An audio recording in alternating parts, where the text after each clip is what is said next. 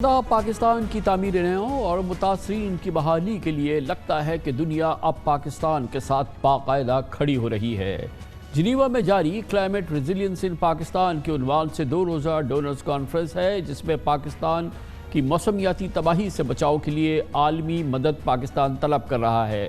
Conference میں وزیر اعظم شہباز شریف اور اقوام متحدہ کے سیکرٹری جنرل انٹونیو گوٹریس نے پاکستان کے لیے $16 ارب کا تقاضا کیا۔ بظاہر کانفرنس کا پہلا دن بہت کامیاب رہا ہے اور پاکستان کے لیے اس حوالے سے بہت بہتر خبریں ہیں۔ ہماری توقعات سے کہیں زیادہ پہلے سیشن میں بین الاقوامی مالیاتی اداروں اور عالمی برادری نے پاکستان کو $10 ارب 57 کروڑ کے مدد کے وعدے کیے ہیں۔ اسلامی ترقیاتی بینک پاکستان کو 3 سال میں $4 ارب 20 کروڑ دے گا۔ یاد رہے کہ اس میں کلیدی، بنیادی اور سب سے اہم کردار سعودی عرب کا ہے۔ ورلڈ بینک $2 ارب کے فنڈ جاری کرے گا۔ ایشیائی ترقیاتی بینک نے $1 ارب 50 کروڑ، یہ چین کا بینک ہے۔ سعودی عرب کی جانب سے $1 ارب کا علیحدہ وعدہ بھی پاکستان کو اطلاعات کے مطابق موصول ہوا ہے۔ USAID اور چین نے $10 کروڑ دینے کا وعدہ کیا ہے اور یورپی یونین نے $9 کروڑ 30 لاکھ کے فنڈز کا یقین دلایا ہے۔ جرمنی نے $8 کروڑ 40 لاکھ، فرانس نے $1 کروڑ، جاپان نے $7 کروڑ 70 لاکھ دینے کا وعدہ کیا ہے۔ کانفرنس کی ابتدا میں وزیر اعظم شہباز شریف نے سیلاب کی تباہی سے $30 ارب کے نقصانات پر عالمی برادری کی توجہ دلائی۔ ان کا کہنا تھا کہ تباہ کن سیلاب سے 3 کروڑ 30 لاکھ افراد متاثر ہوئے ہیں اور بچوں سمیت 1700 افراد کی جان گئی ہے، جبکہ 80 لاکھ افراد آج بھی بے گھر ہیں۔ حالیہ سالوں میں پاکستان کے انتہائی عظیم دوست کی حیثیت سے سامنے آنے والے اقوام متحدہ کے سیکرٹری جنرل انٹونیو گوٹریس نے اس کانفرنس میں پاکستان کا سیلاب سے تباہی کا ہولناک نقشہ کھینچا اور دنیا سے اقوام متحدہ کی جانب سے مطالبہ کیا کہ پاکستان کی تعمیر نو کے لیے فی الحال $16 ارب درکار ہے، جبکہ تباہی اس سے کہیں زیادہ ہے۔ فرانس کے صدر مکرون، ترکی کے صدر اردوغان اور یورپی یونین کے صدر سمیت عالمی رہنماؤں نے بین الاقوامی برادری کے ضمیر کو جھنجھوڑا اور کہا کہ اب تک صرف 30% فنڈز جمع ہو سکے ہیں۔ انہوں نے مشکل کی گھڑی میں پاکستان کو مالی امداد کے ساتھ ٹیکنیکل سپورٹس کی بھی یقین دہانی کرائی۔ قابل غور بات یہ ہے کہ اسلامی ترقیاتی بینک نے پاکستان کے لیے ورلڈ بینک سے دگنی اور ایشین ڈیولپمنٹ بینک سے تقریباً 4 گنا زیادہ فنڈ کا اعلان کیا۔ کہا جاتا ہے کہ اسلامی ترقیاتی بینک پر سعودی عرب اور متحدہ عرب امارات کا اثر رسوخ ہے، جبکہ اس وقت army chief general Asim Munir دونوں ممالک کے دورے پر ہیں، جبکہ وزیر اعظم شہباز شریف بھی کل UAE پہنچ جائیں گے۔ آج جنیوا کانفرنس میں اسلامی ترقیاتی بینک کے صدر محمد الجاسر نے خاص طور پر کہا کہ پاکستان میں سیلاب کے تباہ اثرات پر اسلامی دنیا اور خاص طور پر اسلامی ترقیاتی بینک پاکستان کے ساتھ کھڑا ہے۔ آج جنیوا کانفرنس کا آغاز پاکستان کو وسائل کی فراہمی کی نشست سے ہوا، جبکہ اطلاعات کے مطابق کل کانفرنس کے مختلف سیشن اور سائیڈ لائنز میٹنگ میں پاکستان سے 2 طرفہ تعاون کے اعلانات متوقع ہیں۔ امید کی جا سکتی ہے کہ یہ اعلانات عملاً جلد حقیقت کا روپ دھاریں گے۔ جنیوا میں پاکستان کی ڈوبتی اور انتہائی بحران میں جکڑی ہوئی معیشت کے حوالے سے یہ بہت عمدہ ڈیولپمنٹ ہے۔ پوری دنیا پاکستان کے ساتھ کھڑی نظر آتی ہے، خاص طور پر پاکستان کی سیلاب میں ہونے والی تباہ کاری کے حوالے سے اس کی تعمیر نو میں حصہ لینے کے لیے اور پاکستان کی اس انتہائی قریب وقت پر اس کی مدد کرنے کے لیے۔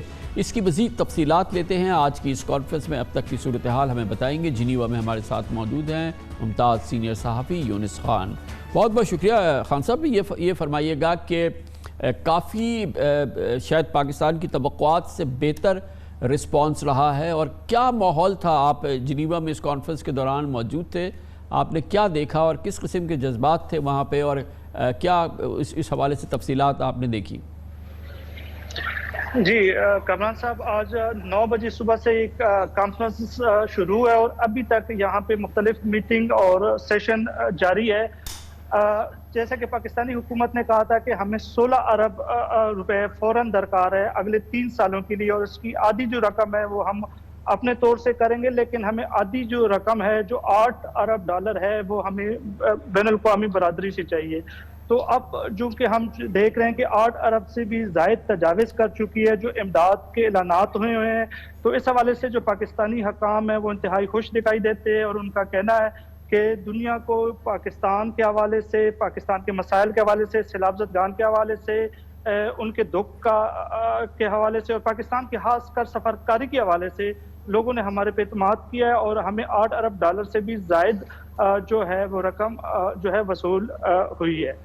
تو یہ بتائیے کہ اوورآل جو اس کانفرنس کا ماحول تھا اس میں لوگوں کی پاکستان کی صورتحال کے حوالے سے بہت دلچسپی آپ عمومی طور پہ دیکھ رہے تھے، اور اس حوالے سے اب کل کا دن باقی ہے، وہاں کیا توقعات ہیں؟ کل کے حوالے سے کیا چیزیں طے ہونی ہیں؟